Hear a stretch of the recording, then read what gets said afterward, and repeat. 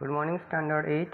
Today we are going to start our first class of English language, and in this class we are going to discuss about the noun chapter. As you all know that you all have read the noun in your previous classes, so this is just your overview of the noun chapter. So as we all know that a noun is a naming word. The name of a person, place, animal or thing is called noun. किसी भी संज्ञा किसी व्यक्ति, वस्तु, स्थान या भाव के नाम को संज्ञा कहते हैं. एग्जाम्पल्स इसके Mrs Chopra, neighbour, lady, boy, mother, all these are nouns. So kinds of noun. There are 5 kinds of noun: proper noun, common noun, collective noun, material noun and abstract noun. Proper noun means the name of particular person, place, animal or thing is known as proper noun, like Taj Mahal, Agra, Rakesh, all these are proper noun. Common noun that describes the whole class, that is known as common noun, like girl, boy, man, all these are common nouns. Collective noun that describes the collection of any person or things, that is called common noun, like the herd of cattle, okay, the cluster of stars, the bouquet of flowers, all these are collective nouns. Material noun is also known as concrete nouns. So the definition of concrete noun is the thing that you senses from your, the thing that material noun and concrete noun की definition आपकी आएगी. These names are names assigned to various materials or substance which make up different things. इसका मतलब ये होता है आसान भाषा में कि जिन्हें हम लोग अपने सेंसेस से सेंस कर सकते हैं. हमारे 5 सेंसेस जो हैं, उन 5 सेंसेस की मदद से जिन चीज़ों को हम सेंस कर सकते हैं वो सारे आएंगे कॉन्क्रीट नाउन या मटेरियल नाउन की कैटेगरी में, like oil, sugar, would, water, air etcetera, और जिसे हम लोग मेज़र भी कर सकते हैं. ठीक है. एब्स्ट्रैक्ट नाउन मीन्स भाववाचक संज्ञा. So name assigned to emotions, feelings, qualities, process, ideas, states, etc. which do not have concrete form are termed as abstract noun. Generally, they can neither be seen nor can be shown. सामान्यतः ये ना तो दिखते हैं, केवल इनको हम लोग महसूस कर सकते हैं, like sincerity, determination, sweetness, humble, honesty, all these are abstract noun.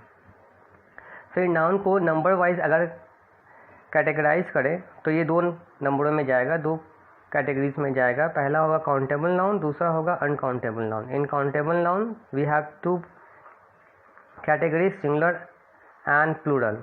And uncountable noun there is no further classification. Countable noun वैसे हैं यानी जो संज्ञा हम लोग गिन सकते हैं, गणनीय संख्या, और जिसे नहीं गिना जा सके वो अनकाउंटेबल नाउन. ठीक है.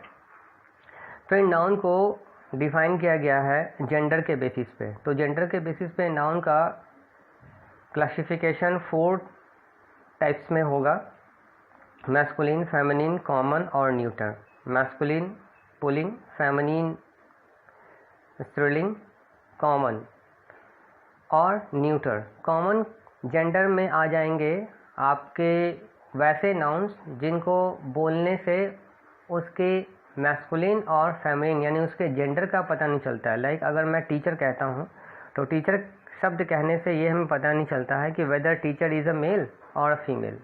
ओके. डॉक्टर अगर कहूँ that there is a doctor, ठीक है, तो वो क्या हो जाएगा, आपका कॉमन नाउन की कैटेगरी में चला जाएगा. Neutral gender that we can not feel or neutral gender the things which is non living thing. In short non living thing जितने भी होंगे वो न्यूट्रल जेंडर में आएंगे, जिसमें लाइफ नहीं है. लाइफलेस जो थिंग्स हैं वो न्यूट्रल जेंडर में जाएंगे. नाउ अब आते हैं केसेस में. तो ये थोड़ा ध्यान देने वाला टॉपिक है. ठीक है. अभी तक मैंने जो भी बताया है वो आपका रिवीजन था, इसलिए मैंने थोड़ा सा फास्ट आपको बताया है ताकि आपने उन सारी चीज़ों को पढ़ रखा है पहले से, तो एक क्विक आपका रिकैप हो जाएगा. लेकिन केसेस को हमने थोड़ा ध्यान से पढ़ना है. ठीक है. So there are 3 types of cases: subjective case, objective case and possessive case. Subjective case, objective case and possessive case. Subjective case को नॉमिनेटिव केस भी कहा जाता है, ठीक है। When a noun is used as the subject of a verb, जब noun को sentence के अंदर सब्जेक्ट ऑफ अ वर्ब की तरह यूज़ करेंगे तब वो सब्जेक्टिव केस में जाएगा। जब नाउन को सेंटेंस में सब्जेक्ट ऑफ अ वर्ब की तरह यूज़ करेंगे तो वो जाएगा किसमें, सब्जेक्टिव केस में। जैसे Hari sang while his friends gave the beats, Hari sang, ठीक है, यानी हरी ने गाना गाया जब उसके दोस्त उसे बीट्स दे रहे थे, थाप दे रहे थे, जो बीट्स होते हैं ना, जो ड्रम बजाते हैं हम लोग तो उसके बीट्स होते हैं, तब यानी उसके दोस्त उसे बीट्स दे रहे थे और हरी गाना गा रहा था। तो इसमें सब्जेक्टिव केस को फाइंड आउट करने के लिए हम लोग क्या करेंगे, इस सेंटेंस से सवाल करेंगे, हु सैंग द सॉन्ग, जो आंसर आएगा वही हमारा सब्जेक्टिव केस है। हरी, इसमें आंसर आया तो हरी आ जाएगा सब्जेक्टिव केस। और किन लोगों ने थाप दिया, तो उनके फ्रेंड्स लोगों ने बीट्स दिया है, ठीक है, तो बी फ्रेंड्स भी चला जाएगा सब्जेक्टिव केस में। ऑब्जेक्टिव केस में, when a noun is used as the object of a verb, objective case में जब noun object of a verb की तरह यूज़ हो या किसी प्रीपोजिशन के साथ आए तो वो हो जाएगा ऑब्जेक्टिव केस। जब नाउन ऑब्जेक्टिव केस में ऑब्जेक्ट ऑफ अ वर्ब की तरह यूज़ हो या प्रीपोजिशन के साथ आए तो वो हो जाएगा ऑब्जेक्टिव केस, ठीक है। इसमें नाउन आपका डायरेक्ट और इनडायरेक्ट दोनों हो सकता है। एग्जाम्पल देखेंगे, Suri lent Maya a beautiful degree to wear on the show, Suri lent Maya, तो सूरी इसमें क्या है, सब्जेक्ट है, लेंट LENT लेंट वर्ब है, माया, माया यहाँ क्या है, इनडायरेक्ट ऑब्जेक्ट है, ठीक है। अ ब्यूटिफुल डिग्री यानी Suri lent Maya a beautiful degree to wear on the show, Suri ने माया को एक बहुत अच्छे शो पे उसे डिग्री वियर की, यानी कि एक डिग्री जो उसे मिली है, किसे मिली है, माया को मिली है, तो सूरी ने उसको ये चांस दिया कि आप इस डिग्री को फ्लॉन्ट करो, शो करो। डिग्री इसमें डायरेक्ट ऑब्जेक्ट और माया इनडायरेक्ट ऑब्जेक्ट। क्या फ्लॉन्ट करो, डिग्री, इसलिए ये डायरेक्ट ऑब्जेक्ट है। कौन फ्लॉन्ट कर रहा है, माया फ्लॉन्ट कर रही, इसलिए इनडायरेक्ट ऑब्जेक्ट है। The school was closed for the day, the school was closed for, for यहाँ प्रीपोजिशन के साथ आया है, किस लिए बंद है, डे के लिए बंद है, डे ऑब्जेक्ट है, तो ये क्या चला गया, ऑब्जेक्टिव केस में चला गया। पोसेसिव केस में कुछ नहीं है, बस पोसेशन के साथ आता है, यानी पोसेशन आप सभी जानते हैं कि स्वामित्व दर्शाने के लिए होता है, बिलोंगिंग्स दर्शाने के लिए होता है। प्रोस्टॉपी एस लगकर जो वर्ड्स आएंगे सेंटेंस में वो पोसेसिव केस में हो जाएगा। ओके, सो आई होप आप लोगों को नाउन चैप्टर समझ में आ गया होगा स्टूडेंट्स।